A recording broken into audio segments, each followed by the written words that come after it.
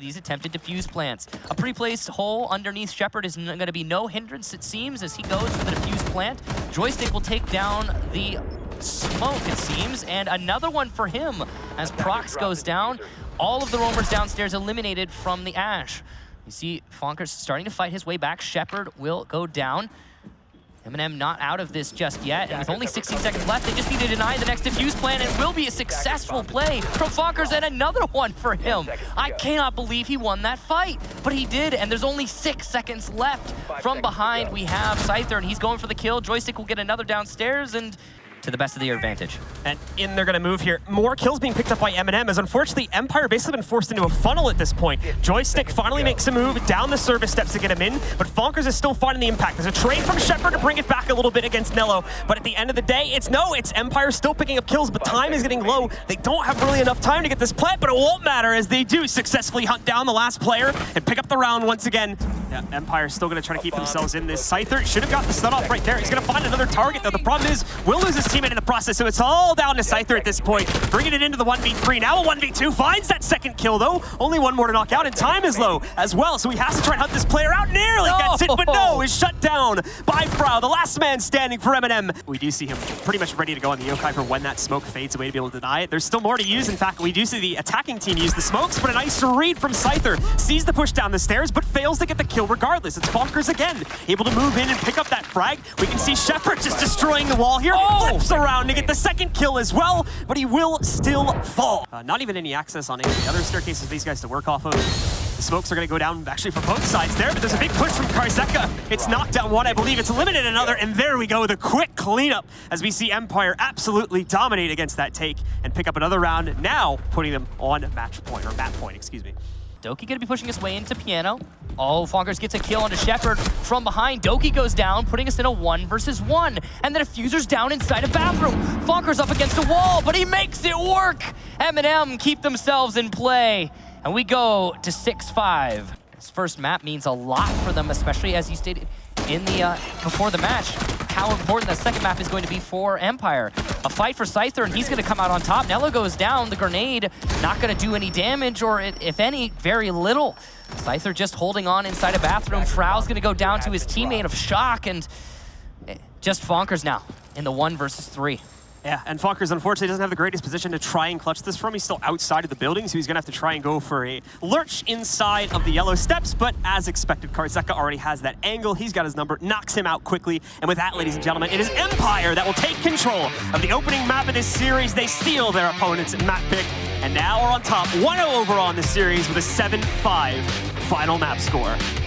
At least they'll have that stage to work off of. Oh, and unfortunately, they're going to lose Nello super early on here. Joystick immediately catches the peek from the window. Frau needs to stay alive, though, allowing Fonkers to do some damage, and he's actually going to do one better. He'll get a kill, and a kill for Fonkers as well. It's just Scyther in the 1v2. He's got a lit opponent, in fact, too, but it might not be enough. 23 seconds as he starts his push in. He sees the smoke, but the wrong angle at the wrong moment. He gets the kill onto Frau, but cannot get the follow-up. Fonkers finishes off this round, and M&M are still in this. That's a great job from M&M there, being brought into the 2v3. They don't immediately bow down to Empire and put into a stressful situation just yet either, but there is the trade again. In fact, a double trade as Doki picks up 2 in a row. Now they push into a 2v3, are trying to figure out some way to bring this round back under their control. They have no way to knock Doki out of his position, though, and of course, time is incredibly low here as well. Doki takes yet another kill, nearly picks up the last one, but it is going to have to be his teammate. When Doki and Joystick meet, it's almost always Doki who wins the fight, as we've seen displayed so far, but whenever it's someone else from Empire, we usually see a different result. And speaking of different result, what is that? 5 kills for Empire. It's over. The round is over. What has just happened? M&M caught out of position, and by M&M, I mean all of their players. What a shot there at the end. Now, with only 16 seconds left, M&M are in a great position. Empire will very likely be relying on their fragging power, and we've seen them make that work in the past, and it will start to work at the beginning of the end of this round. Joystick and Scyther with 2. It's just Prox now. What the heck? Joystick gets the final kill. Empire take the round. And at this point, there's really not a whole lot of room for them to work off of. It's just Empire. All they really need to do is get into the site at this point, but Prox is at least still going to give them a fight instead of just going out. He's going to be able to find one pickup against Shock to look for more, but unfortunately will get picked off from the backside. That's KarZeka jumping into the fray to find that kill. It all falls to Frau on the Echo now, but he's lost control of the alternate site, and that is going to allow for him to unfortunately not have a lot of ways to get back in, retake whatsoever, as he's been forced out. And there you go. It's KarZeka once again to shut it down as we see Empire taking control once again. 7-4 is the overall map score, and we do see a 2-0 closeout from the... Getting pinged away likely from the Yokai drone above. Diffuser is down in luggage. Oh, he'll get Rise, but Uno just needs to hide, or Aces just needs to hide. 2 seconds, running out of time, and saves as fast as you are. They're not provoking any engagements at all. Say hello and say goodbye for Uno, threading that needle. He's gonna try to draw out the Valkyrie, and as I said, no trade potential whatsoever on Uno's side of things. Pac didn't have it either, but it's the smoke playing just by the bomb.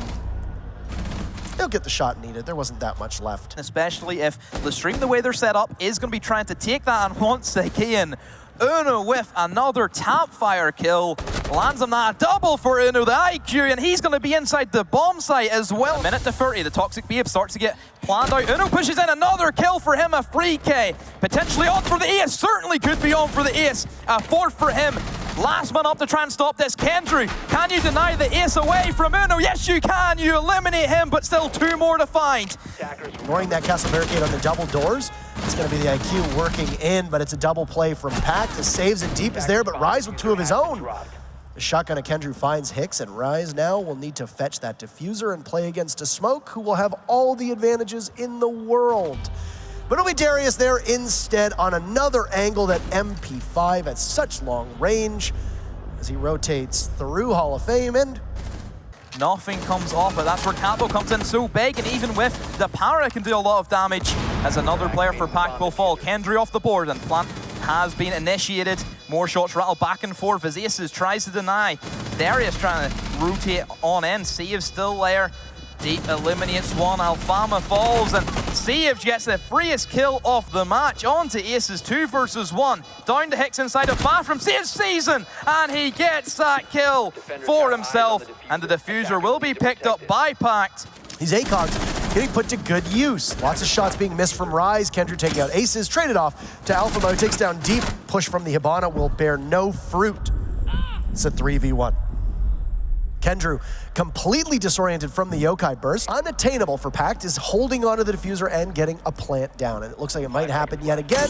5 seconds left. Kendrew being alerted to Rise by the hit in the goo mine. Rise just pops up, and down goes Kendrew. And we are going to go the full distance to round number 15. Magic onto Uno, will peek the corner, and he will find the sledge. But you're looking at impactless frags as it's a 1v4 and diffuser going down successfully. All packed all the time. And well, there's Magic. Oh!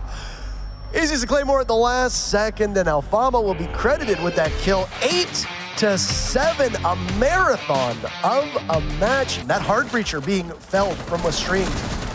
That is crucial, but Aces is in sight, picks up 2 kills on the deep, and Kendrew waiting for a third. Goes for the flick, but will not connect. They have control of Archives for the time being. The Claymore position, but he'll get destroyed from saves all the way from Armory Wall. Alfama outside on top of Vents. Rise trying to join him, but saves will shred through him. A beautiful play, and saves eliminated from the Claymore, but the numbers in Pact's favor. I'm sure the wall will be opened up for that straight narrow beachhead, and a mint shot by the Ash. Quite a bit of damage to deep, but that will be it. Kendrew counter punch on the Hicks. The Thermite has done his job, and he will sit on the sidelines for the remaining 30 seconds of this round. In sight is Alfama, but doesn't have the diffuser to get a plant off. Deep trying to hold everything together. A patch job. One of the best finish players. Oh! Aces, oh no, an excellent play there from Save. That Rise will have to do the rest of the work. He'll gun down Magic into a 1v2, diffuser down, a silent drop, and pings for Rise, or Hicks rather, a great shot onto Saves. He's just got to deal with Darius. Darius, the 3-speed, able to cover the ground quite fast. Type 89 out, he sees the smoke. Down to the Echo and down to the Valkyrie. Uno and Aces, the final two players, the fraggers. Can they pull off this immense gun skill? Aces trying to make that miracle become a reality. Uno also falls, so a 1 versus 3. Can the Echo clutch this up? Not likely in this scenario. And it seems to be, Parker, we're going to be heading to map number 3. Almost a kill there from Aces, but the plant is so exposed! Aces will see him, but cannot get away! See the Echo getting spotted over and over again. He pulls out the bearing 9, knows there's many sights on him, and it's likely going to be the Thermite to spot him first. Pact will send us to Clubhouse map number 3 as they take it 7-5. This turns into the stream in their advantage because both players of Pact are trying to push in towards one doorway, and Uno, on that very skinny pixel angle, picks himself up a kill, and it's going to be down to the Hibana. Can she clutch this up and put their team into their first round? Nearly going to be there. A 1 versus 1 squares it off. Uno still on full health, as the Hibana's taken quite a lot, and quick gun skill from Uno. With a minute 15, this is going to be quite the ramble, as a down comes in through the wall, but the finish off does come in from Saves, and a pickup as well. Rise gets one, but gets refragged straight away, and goes into a 1 versus 2, but no! Out of nowhere, Aces picks up a double kill for himself, and he has saved that round as Uno was down, and he wins that 1 versus 1. But he doesn't able to capitalize very much.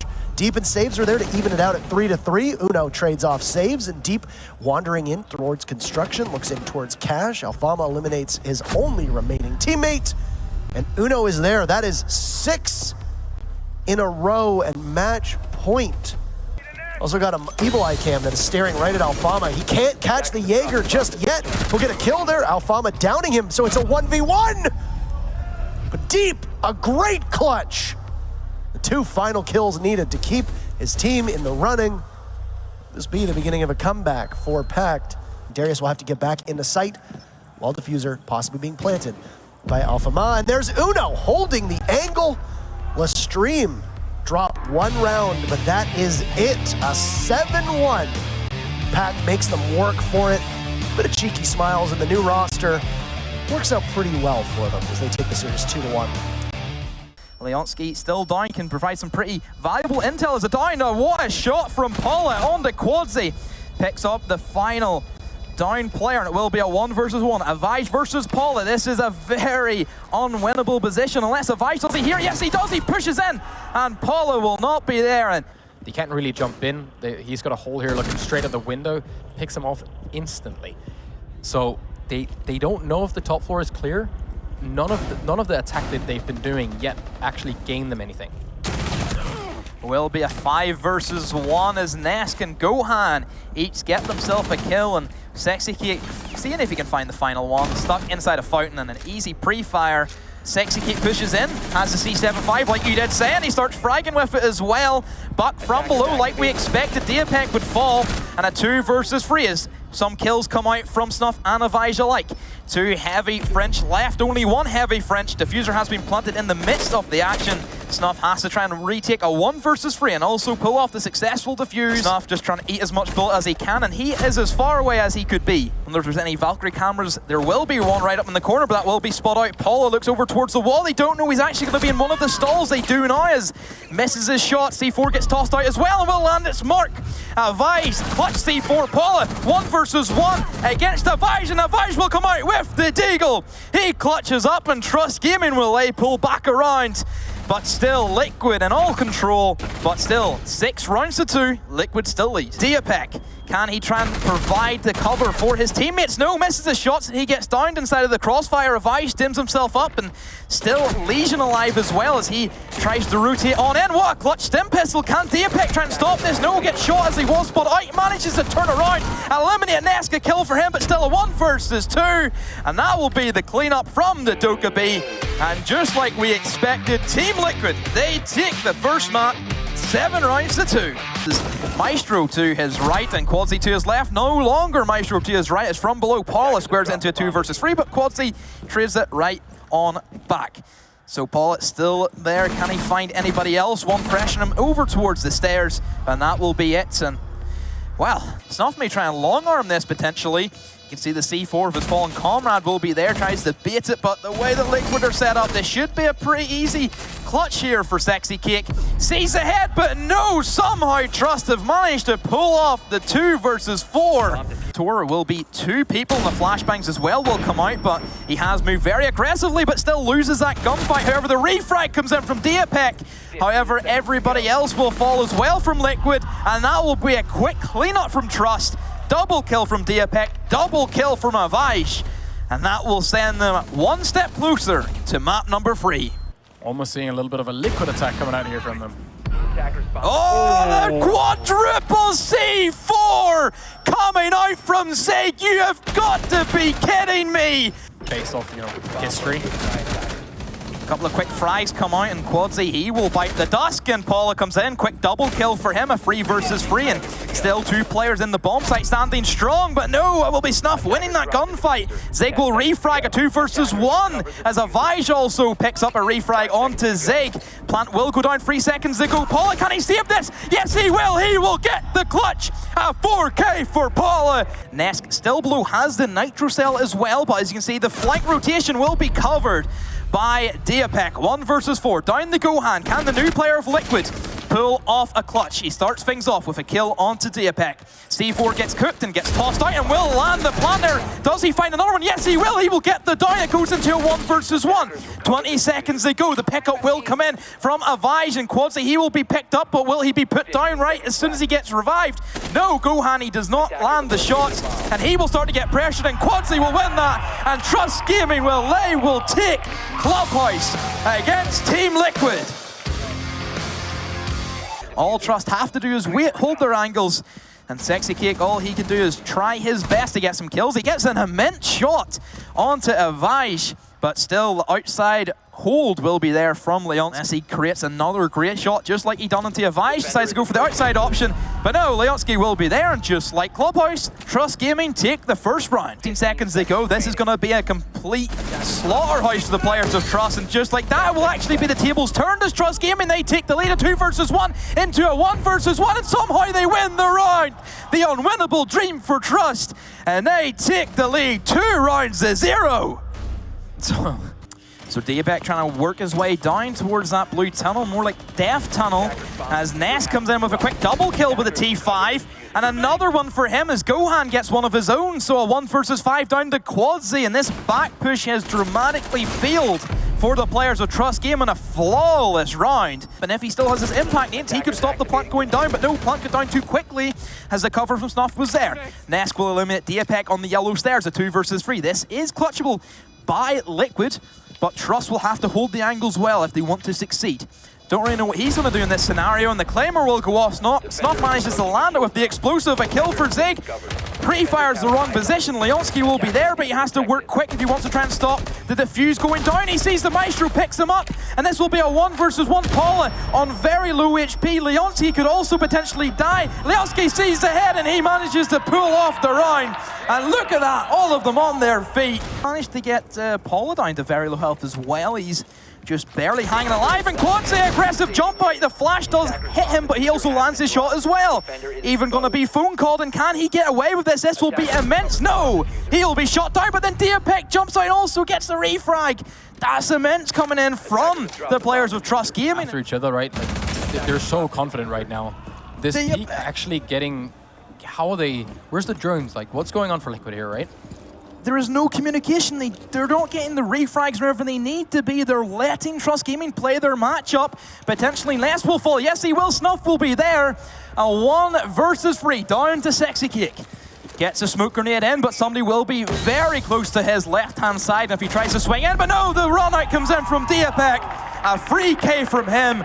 Rook and Maestro, the 2 heavies versus the 2-2 speeds. Let's see where this one will head. 20 seconds to go. SiegeGG has pushed his way in towards the lobby, but of course those Maestro cameras will be great at giving the denial. Avaish peeks around with the LMG. Last one up, Paula. 10 seconds to go, still getting tagged, has to go for the plant.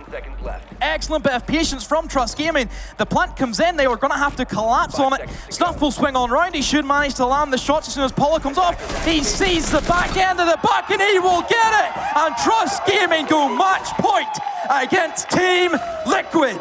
Of these big, massive man advantages, Avaish does get 1 kill for his trouble, a double for himself, a double headshot. 2 versus 3, but still a lot of work yet to do. I think this will be a bit of a similar position.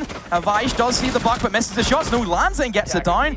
But the diffuser has run out quite a bit, and that's going to be the long angles being held by SiegeGG using an almost sniper rifle. DMR does a lot of work, and that will be Liquid finally fighting back. Any lines of sight that Diapet could have had onto the planter. Avage, 3 versus 4, he's been doing very well with the Maestro, and just running straight across. Avage and Ness will be right in the same room, but under the cover of the smoke, he will get away with that, as actually it was Gohan he swung on in. Ness will take position in the bathroom. Avage, a kill for him as well. 2 versus 2.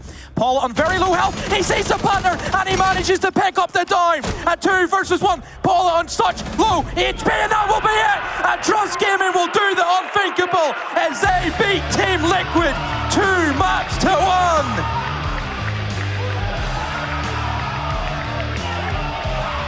God damn it. Well played.